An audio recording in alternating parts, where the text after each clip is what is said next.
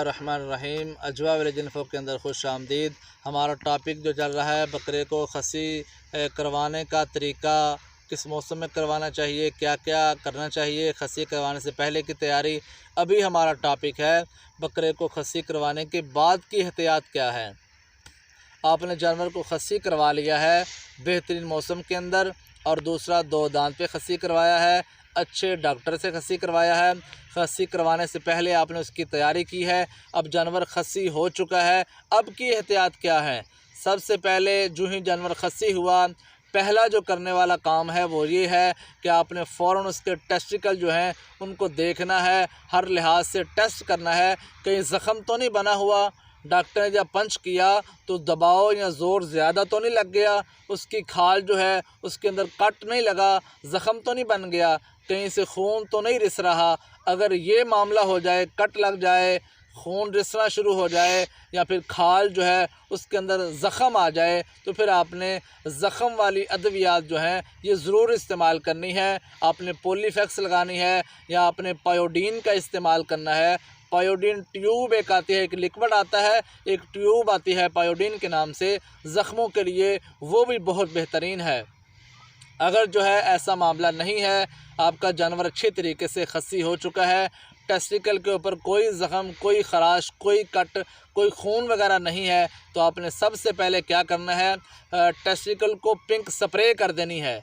आपने pink spray जो है ये लाजमी करनी है ताकि जरासीम वगैरह नीचे बैठने से ना लग जाएं, कोई मक्खी वगैरह वहाँ ना बैठे, ताकि बहुत ज़्यादा जरासीम वहाँ बैक्टीरिया होंगे तो फिर वो जो है ज़ख़म बना देंगे, और वहाँ मक्खी जो है हल्का सा इसे महसूस हो कि यहाँ ज़ख़म है या ज़ख़म बनने वाला है, तो मक्खी वहाँ बैठेगी, फुजला वगैरह करेगी, अंडे खारिज कर देगी, वहाँ से लार्वे बनेंगे, वहाँ से फिर जो है ये जरासीम, बैक्टीरिया और कीड़े बन जाएंगे।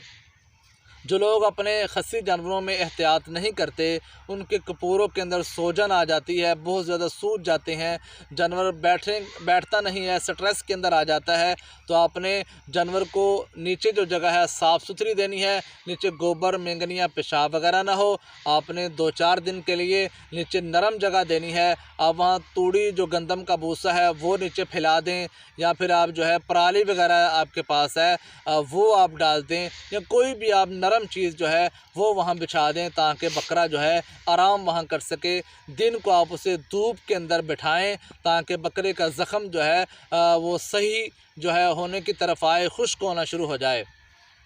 तो दूसरा ये आपने करना है, ताज़े पानी के जो छींटे हैं ये 2-3 बार उसे लगाने हैं, ठंडे पानी के नहीं लगाने, ताज़े पानी के छींटे आपने लगाने हैं। हो सके तो पानी थोड़ा नीम गर्म कर लें, उसके अंदर थोड़ा सा नमक मिला लें, नमक मिला के आप जो है हल्के हल्के छींटे लगाएं। हो सके तो आप शावर के अंदर डाल लें, पानी ज़्यादा गर्म नहीं होना चाहिए, जिसे कोसा पानी कहा जाता है। इस पानी के साथ आप टेस्टिकल के ऊपर जो है कम से कम 2 से 3 बार स्प्रे करें ताकि आपका जानवर जो है जल्द बहाल हो जाए।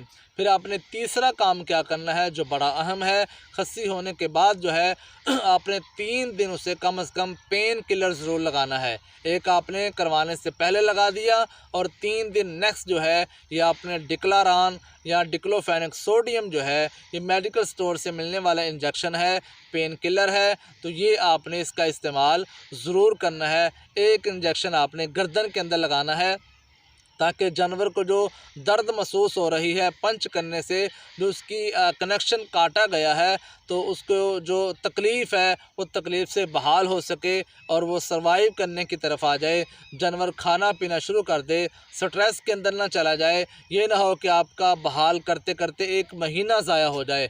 तो जिस तरीके से हमने आपको बताया है, आप इस तरीके से अपने जानवर को खस्सी करवाएंगे, तकलीफ़ भी नहीं होगी और जानवर बड़े अच्छे तरीके से बहुत जल्द रिकवर हो जाएगा। अगली वीडियो के अंदर हम बताएंगे कि खस्सी करवाने के बाद जो है जानवरों को कौन सी ग़िज़ा कितने दिन देनी चाहिए। वीडियो देखने का बहुत शुक्रिया।